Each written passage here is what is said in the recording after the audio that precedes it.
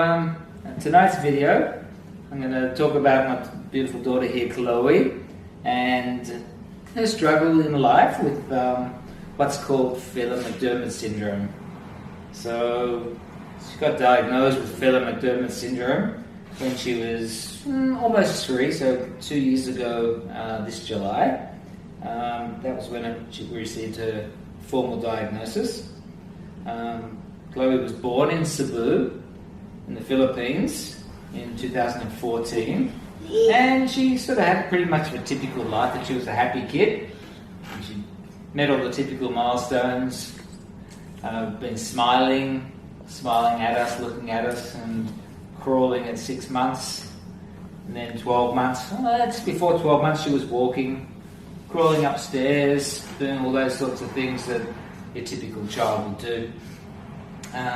After 1 year of age, Chloe was a little bit different. She I think it was the eye contact that sort of dropped away first of all. She wouldn't look so much at you when you spoke with her or called her name. Her first words were Dada, and she lost that ability to say Dada. We sort of thought, oh well, she's just going to say something else, but as time goes by, she didn't start to pick up any other words. And we were sort of wondering why she was sort of slow to develop. So when we came back to Australia, we decided that we needed to follow up on her hearing test. When she was born in Cebu, they said that she didn't meet the hearing requirement. She failed the hearing test in only 1 ear. So we sort of weren't too worried because we knew that kids could fail the hearing test quite easily, but everything was okay later on, so we weren't expecting anything. We just thought it was one of those things. We'll catch up with it later on. So we made an appointment to see the paediatrician and got a hearing test done. So she failed again the hearing test, and then they wanted to do another one, and so we did another one on a later date. Then they sort of believed that she was hearing things, although it wasn't conclusive that she was passing the test or not. And then finally she passed the test completely, but still she wasn't looking at you when you called her name or made certain sounds and things. So we had her sort of evaluated and looked at. So the physio and psychologist looked at her, and the paediatrician, and they ended up by saying that Chloe had autism. So we sort of accepted that. In the meantime, they wanted to do some blood tests on Chloe. So with the diagnosis of autism, that sort of explained perhaps why she wasn't looking at us, and the fact that she liked to feel things and put things in her mouth. And she wouldn't play with toys like a typical child would play with toys. She would lose interest very quickly and not use them for the purpose that they were designed. So that was fine. We sort of accepted that, had the tests, and then just before her 3rd birthday, we got the diagnosis back as PHELAN syndrome. So all of a sudden, all these whole new range of emotions came in. Well, what's PHELAN syndrome, you may ask? We had the same question. Only thing was, the paediatrician didn't know either.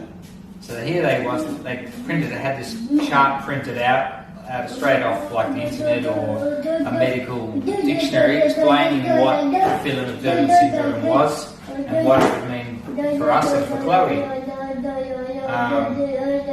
And they basically read it just like you or I would Google something. And it really struck home to me at that time that here was something that the medical fraternity didn't even know too much about. They say it's 1 in 4 something million. I don't believe it's as rare as that. I just believe it goes undiagnosed because you need to have a microarray of your blood done to find out that you do have it.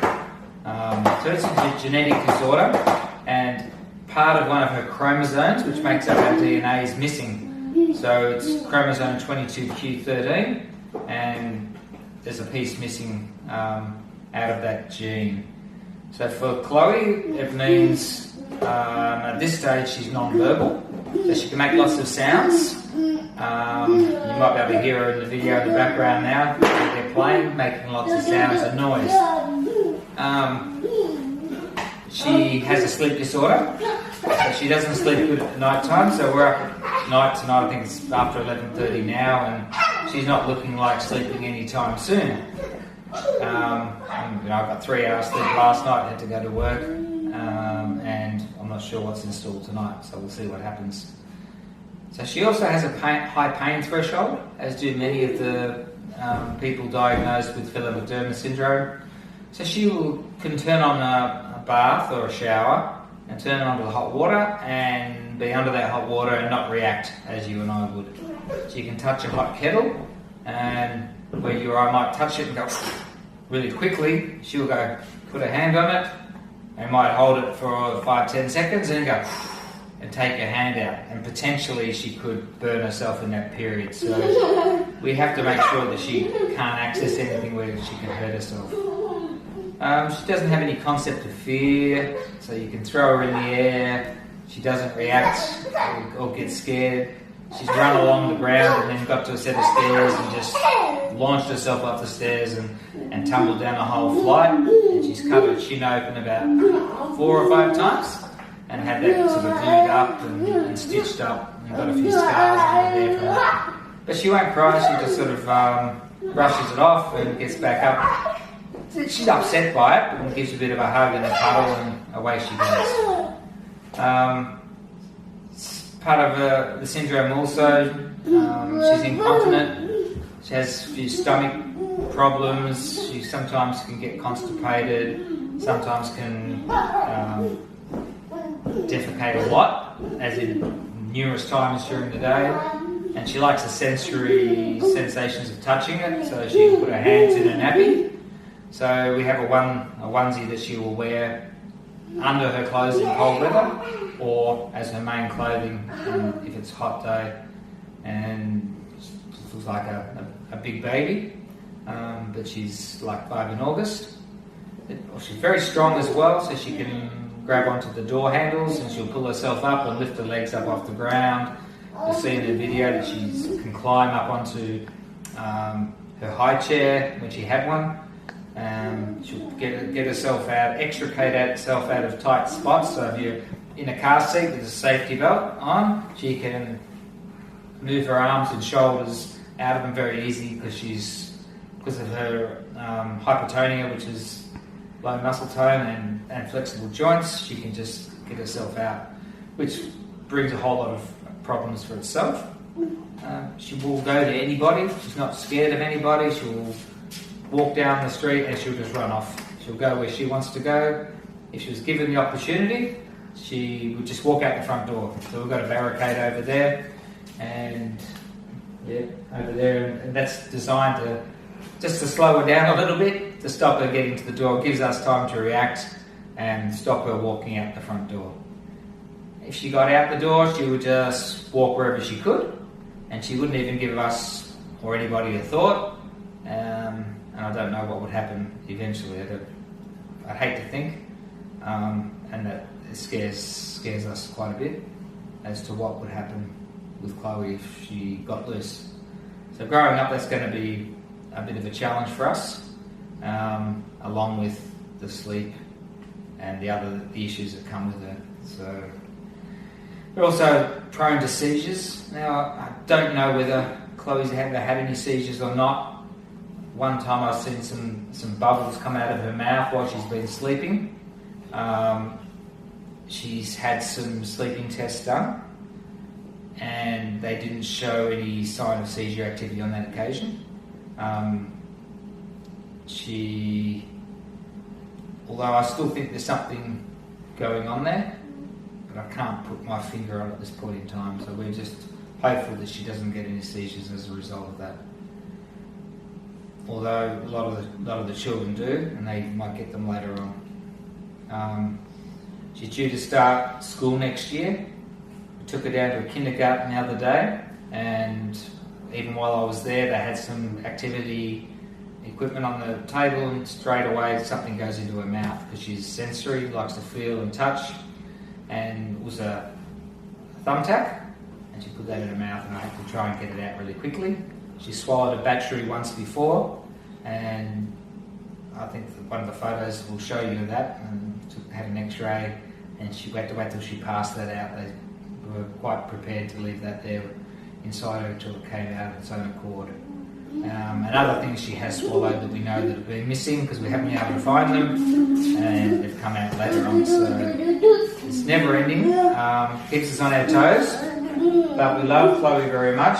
So there's Chloe there now, and she's got her teddy there in her hands, so she'll play with her toys for a very short time, and then she'll just cast them off, and she'll just grab whatever she can that's available. Like I said, very short attention span, likes to just stim, touch things, flick things, or anything like that. So I hope you enjoy what you see of Chloe, and travel with us on this journey with this lovely girl, and we love her so much, and we're going to look after her and help her through life. So thank you, enjoy.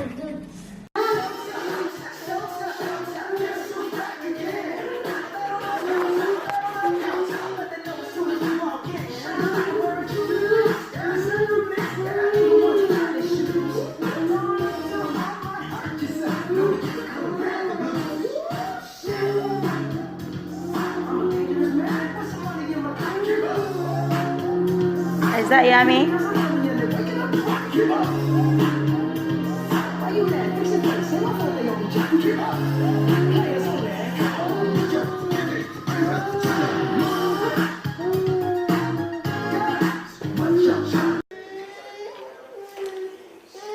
Want some food? Want some food?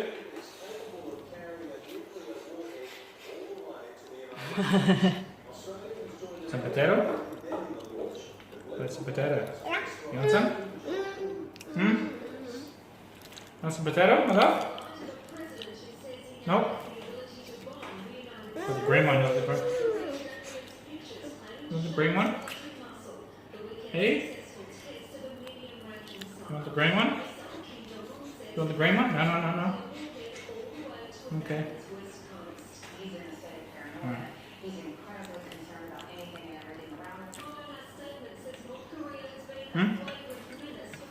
Want some chicken? Alright. Had enough? Okay.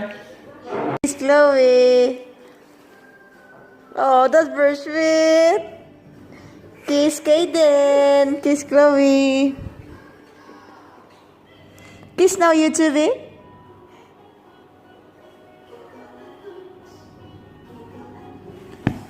Kiss now. Kiss. Ate Chloe, kiss baby Kaden now. Ate Chloe, kiss baby Kaden now. Kiss now, Ate Chloe. Ups to put that in your mouth. Kiss now, my love. Come on. Kiss now.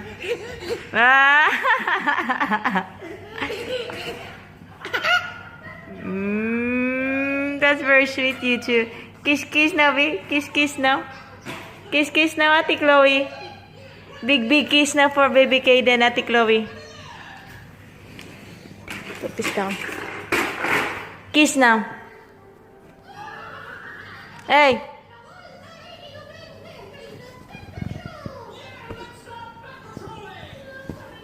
Just kiss, my love. Come on now, kiss. Kiss.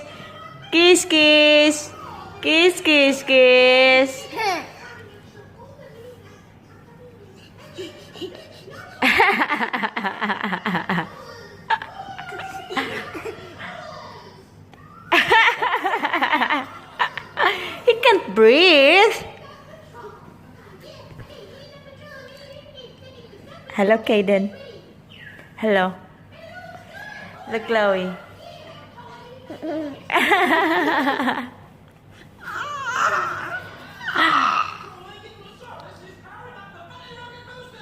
Hello, Chloe. Hello, Kaden. Hello. Hello, Chloe. Hello, Kaden. Hello, Kaden. Oh, you're calling now. Oh, hello.